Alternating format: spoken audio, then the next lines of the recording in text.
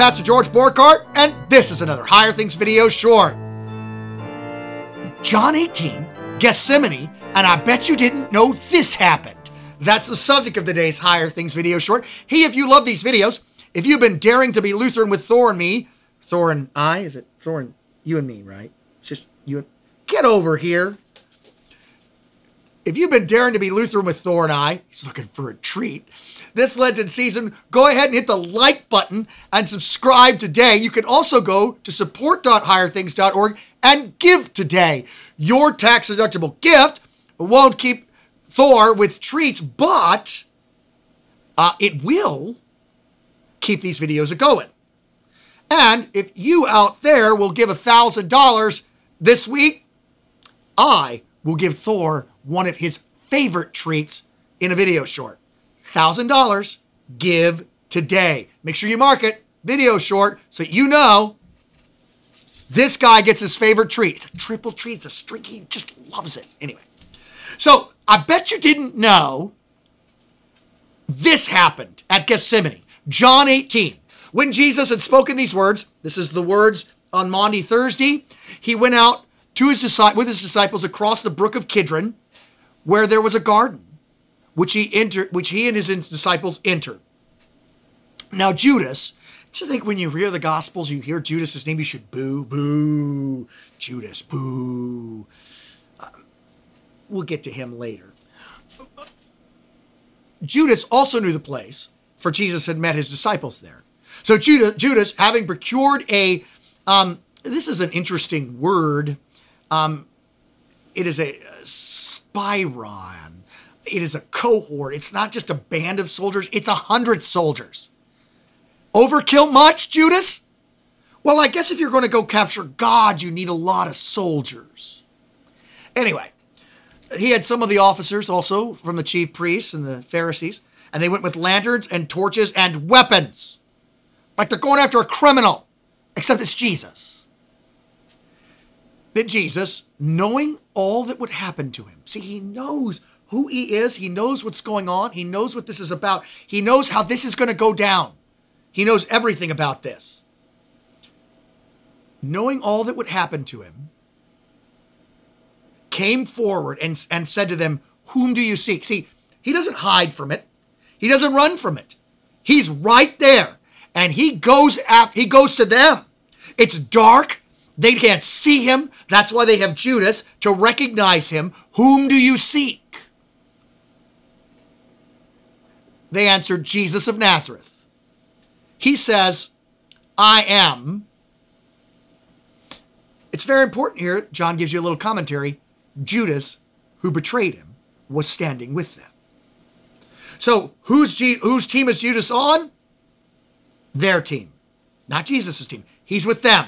He's with the soldiers and the guards with the spears and clubs going to get a thief in the night. Now, your translation says that Jesus said, I am he. Now, he says, I am. He says, I am. He says, ego eimi, I am. As in, I am who I am. As in, Moses and Elijah, burning bush. I'm the God of the Old Testament. He says, whom do you seek? Jesus of Nazareth. I am. It's not I am he, because this next thing that I bet you that you don't know about. When he said, I am, they drew back and fell to the ground. This is verse 6. When he said, I am, they went back and they fell back onto the ground. The force of God saying his name, I am, causes the guards, the cohort of soldiers, it's a good thing he had 100 of them, to fall on the ground like dominoes. They all go falling down. They went down because he's God. This is so important.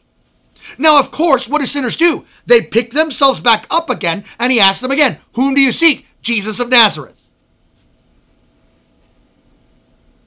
Well, I told you that I'm he. I told you that I am. You're seeking me? Let these people go. And this is to fulfill scripture. He didn't lose one person that was given. So again, this is the thing that is so important. When you listen to the Passion account the next 3 days, and you listen to Jesus seized by the chief priests and teachers of the law, you are listening to God being captured by sinners. God is being captured by sinners. God is being taken by force. And when God identifies that he's God, sinners fall down. But again, what do sinners do? They pick themselves back up again with the goal being that they're going to kill God. We've been trying to do it since the garden. But the deal here is the one who's doing all this for you these next 3 days is God himself. God himself is seized. God himself is grabbed. And God himself allows them to take him so that he could be lifted up on the cross and die so that you and I would be saved. This little bit of Gethsemane that I bet you that you don't remember, or you heard it, it's one of those moments in scripture that just sort of happens. And it's not, the translation doesn't help you either, but I understand what the translation is doing. They're trying to like, I'm he. It doesn't make sense when he says I am, but that's what he says. God is going to die to save you, and you are going to be saved by God. That's what Gethsemane is all about. That's what this is all about. God is going to save you. Think about that. John 18, something I bet you didn't know. They all fall down when he says his name. God, I am's going to die for you. I am's going to save you. I'm Pastor George Borkart, and this has been another Higher Things Video Short.